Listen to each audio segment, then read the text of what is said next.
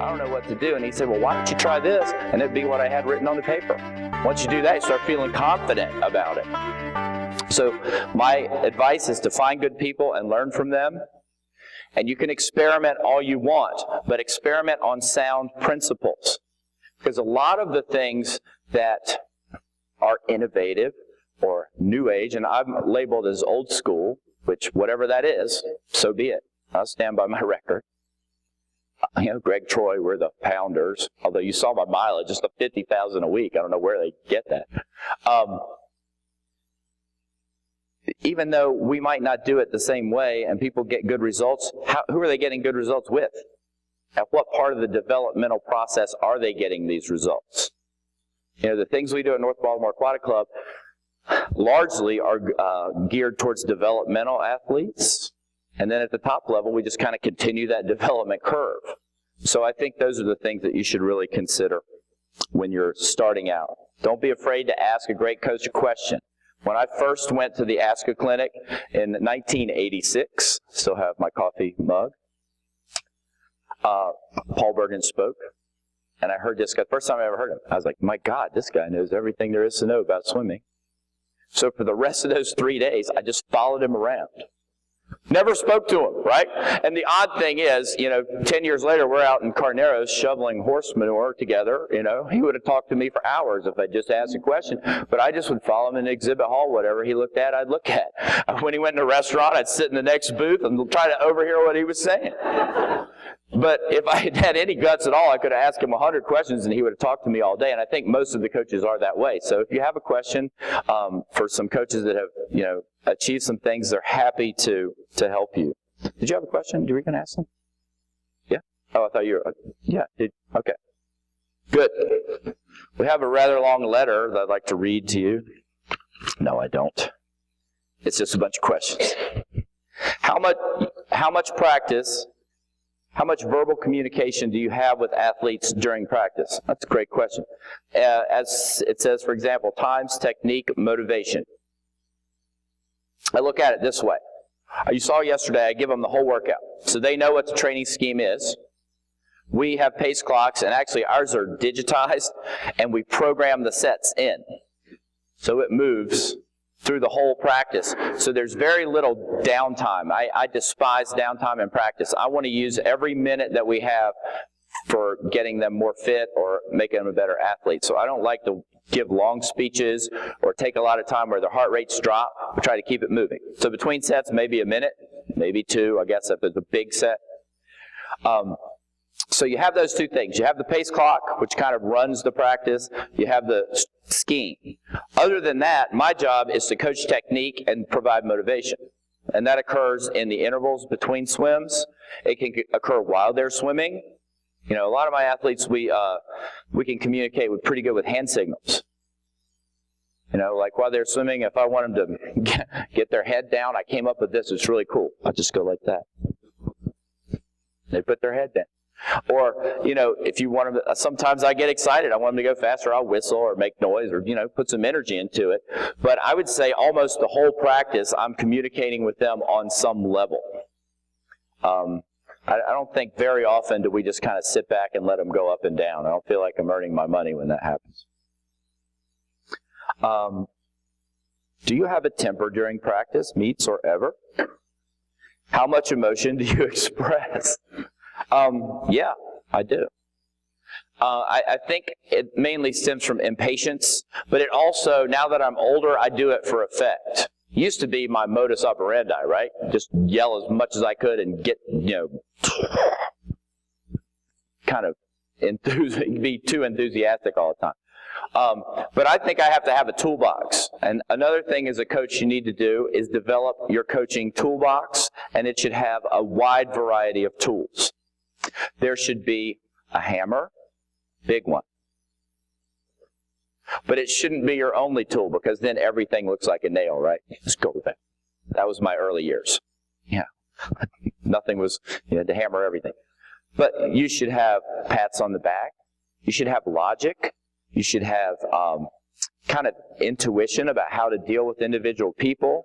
You should have surprises. You should have little schemes to get them to do things your way when they don't want to. You should have a team of people helping you. So as you go along your coaching path, you're going to keep putting tools in this box. And that's the main goal of coaching, is to have a lot of responses to a given issue. I think that's really important. I think Bill Sweetenham had a little deal where he said, you know, in your first 5 years of coaching, if a problem comes up, you got one way to deal with it, and it's 50-50 whether it'll work or not. In your next 5 years, maybe 5 to 10 years, problem comes up, you probably have 5 different ways that all will work. That was actually decades. It was 10 years, and then the next 10 years, you have about 5 ways, all that will work. In your third 10 years of coaching, you don't have a lot of problems because you see them coming and just kind of sidestep them. That's the best part. And then in your fourth 10 years of coaching, which I'm not there yet, I'm still in the third, you create problems to teach people lessons. And that's so true. The people that I know have coached into 40 years of coaching, that's exactly how they work. So I think as you get more tools, you're just more effective in how you deal with things. It's just experience. How much productive time each day, on average, do you spend planning or working or doing administrative work before practice?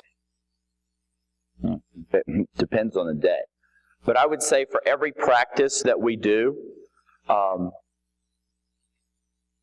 pretty careful about planning practice. So I would say I never spend less than 30 minutes planning a practice. I mean, you know, we all have days where you're in a meeting or something, you got to go in there and you wing it, but those are never very good for me.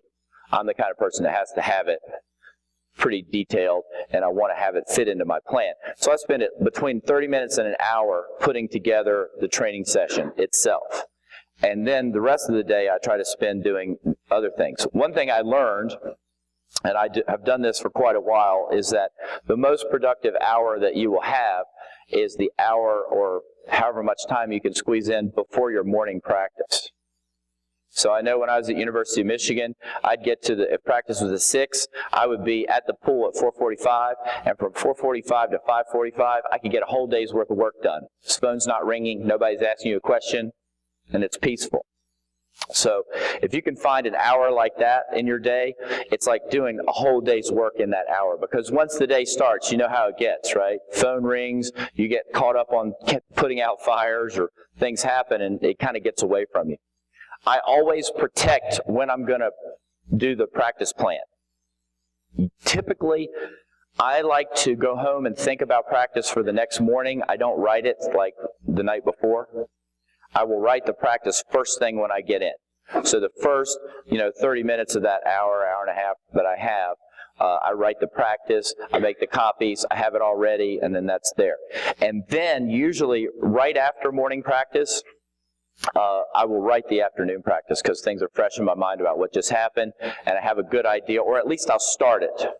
I'll write down some ideas about what we want to do, and then maybe think about them for an hour or two and come back and finish it. But I always have it done usually a couple hours before the session starts, because I like to be fully engaged with the athletes when the session starts, not me making copies or anything.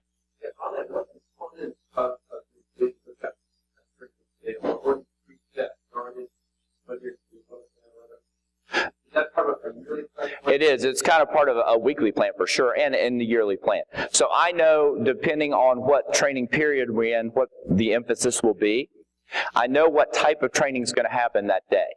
But what I like to spend a lot of time doing now is trying to individualize it, and that's what takes the time. Like you saw when we did those training paces for individual swimmers, or I like to think about, a lot of times, I should have shown one with these workouts. I'll have the workout, and then I'll have another page of notes that kind of pertain to each kid and what I'd like to see them do on that set. Sometimes I show them, sometimes I don't, so I think that goes into it as well. And I also write all the results down. I don't write. I have a little elf who helps me write results down during practice. And then I kind of collect all that.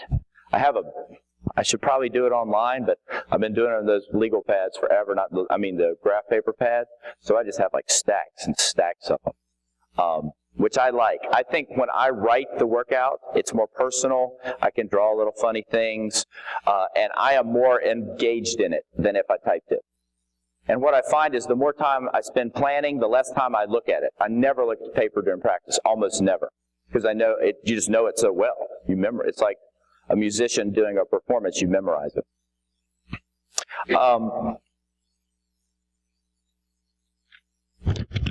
What is your favorite set and your favorite motivation? I think I've already done this set for every clinic in America. I'll give it to you one more time. Janet Evans. Sorry. If you've seen this before, take a short nap. The pain's almost over anyway. All right. The 2-4-6-8 is freestyle, and it's on some interval where they can move and not have to kill themselves, but it keeps them moving. So, for sake of this discussion, we'll go yards, 220, 440, 7 minutes, 920.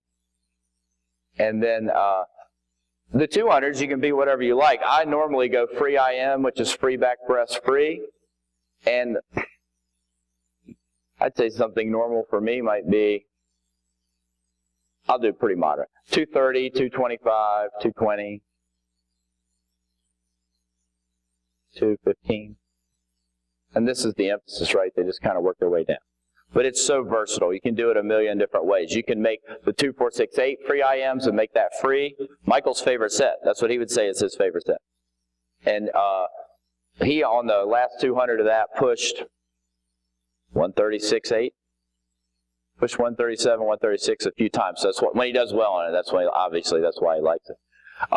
You can do IMs here. You can do stroke. You can do 4 200s back. I do that all the time. So it's very versatile, and you have the endurance component because it goes for quite a while, but you also have a very specific speed component, and they can just do incredible things on this. I used to start out, when I started early in my career, I would always do IMs, and when Michael was like 12, 13, even 13, he'd do his best 200 IM on this like every time. Then he got too fast and had to do it in the meets. What is your favorite motivation? That's a great question. I think my favorite motivation for kids is for them to have, and I don't know if this is motivation, but I think it is for them to have self-discipline. The thing that makes me most happy is when my athletes come in, take care of their business, handle themselves politely, under pressure, know what to do without me having to direct them. And that's, once they learn that, I think it's a motivation in itself. All right. We're kind of moving in now to the more the nuts and bolts things. Energy systems most involved with your capacity training of these swimmers. And examples. Here you go. Here's one. Really, an aerobic system is capacity work in general. I mean, you can have a capacity for doing power work, but for me, building the cup and capacity work is long sets like this that might have a speed component, but in general, they're swimming aerobically most of the time. And the thing that's beautiful about this set is these are really short rests, right? They can't, like, as we would say, muscle it up. They can't just go to a 6-speed kick and big power and get the swim. They can't here, but they can't do this in the middle. They have to swim it with some aerobic capability. So I think that would be the answer to that kind of thing. What's a good dryland swimming ratio for age group level swimmer, pre-senior, high school, college, Olympian, retired? Oh no, didn't have retired. I was just kidding. I think all levels should do dryland, and it's really, the ratio, I guess, is just time. And it really goes down to how much water time you have and how much water time you want to use. But I would say a good rule of thumb is your youngest age group swimmers, they could do 15 minutes of some kind of dryland, right? The 8 and unders. And then you could go to 30 for the 11, 12s. I love that, 11, 12. Even 13, 14. By the time we're 13, 14, could be 45. And the older guys could do an hour, 45 to an hour, depending on what you want to do. Almost every day. Actually, every day. I like dryland most days, because I just think it's important. for many, many reasons. And that doesn't all have to be strength work. It's running, it's playing games, it's flexibility. Yes? We do with the senior people when we're doing weights. And it also depends on the schedule. Like we have younger swimmers that swim until 9 o'clock at night, so they have to do dry land before. So, I think with the younger swimmers, we usually do it before because it just fits into the scheduling better. Because you all have the same deal, right? You got pool space, you've got to fit a lot of people into a short amount of time. We are no different. How important is aerobic conditioning for 12 and unders versus 13 and overs, regardless of the amount of swimming background? Very important. And it's important because we go back to this capacity. It kind of builds their capacity to do all the other stuff. I love the examples, right? College programs use utilization training most of the time. That's what they should use. Okay? Osmaluli, Olympic champion in the 1500 meters and 10K, right? Well, you can look at what he's doing in training now and make a decision about what you want to do with your high schoolers, but you may want to look back to what he did before, and that was swim with Schubert for about 3 or 4 years. So it's a natural progression of capacity and then utilization. Rebecca Sony, Tom Speedling, capacity, and then Salo, utilization. That's what young coaches, I think, sometimes miss. You just want to see the end product, and you feel like, well, if we can get this result, and you can get this result with younger kids by doing that kind of training, but it's short-sighted because they just reach a point and they won't get better because they don't have a capacity to move to the next level. You have to really think about where they are in their progression. So I think that aerobic training is very important. I like it for 12 and unders because before puberty, research tells you you can increase heart and lung size with aerobic training. For sure. After, not so much. Does it help everybody? Yes, it does. But if you really wanted to build the boat that's going to be able to break a world record, I don't know how you can do it without doing aerobic training when they're 11, 12. And again, it's appropriate aerobic training. It's not 3 5,000s. Maybe it's, 6 500s sometimes. Just, if you really think about it, what makes sense really makes sense. If something's really out there, treat it carefully. There are times to have something that's out there because you want to sort of push your boundaries. But if you're always out there, you're always out there. And you know who they are. So there's some in here. There's some in every coaching thing. I'm accused of being out there sometimes.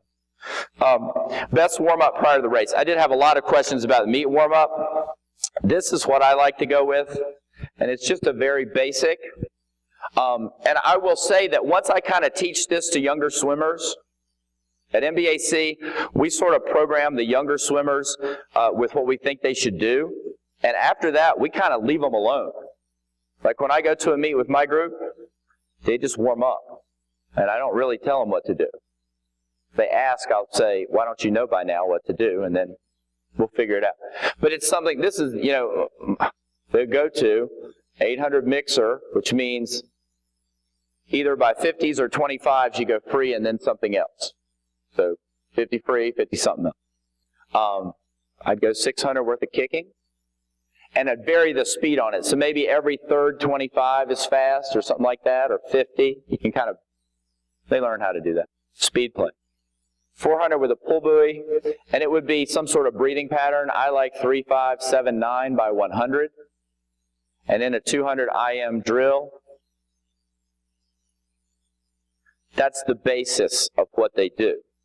And what they do after that depends on the event and kind of who they are. Michael just does 25s. And Chase Kalish, most of our guys, they will just go a series of 25s. If they're in the 50-meter pool, they'll do a fast one and then an easy. In the short course, they'll just do them and rest. And they're not timed. They just build till their stroke feels good. I think one of the things that Murray Stevens taught me is you just don't want to leave your races in the warm-up pool. You know, I've always felt like you had to really warm them up hard. You really don't. They'll warm themselves up, and you'd be surprised, particularly if they swim a lot of events. You don't be warming them up hard every time. So, you know, Michael would probably go, I would say no more than 8 times, you know, like a 25. And I would watch, maybe give a little stroke help. And that's what he would do. Now, if you have someone like Allison, who quite frankly is always underwarmed up, because she might take, you know, 15 minutes to do this first 800. I'm not kidding. Just slow. I will put her on a watch so that she does something and gets her stroke together. And she'll typically do like maybe 350s, descending 1 to 3, you know, kind of one just over 200 pace, one at 200 pace, one below 200 pace. And if we think she needs another one, she'll do another one. If she feels good, that'll be it. But I let them have a lot of say in what they do in the warm-up because I want them to be able to warm themselves up. And I don't like to do a lot of time swims in the warm-up. I do it with Allison, I said, but I never time Michael in a warm-up ever. And some of the distance people, we might do some pace with a watch. But in general, I just like them to warm themselves up because it really makes them independent. And I think when the coaches get involved, we tend to overdo it. Yes?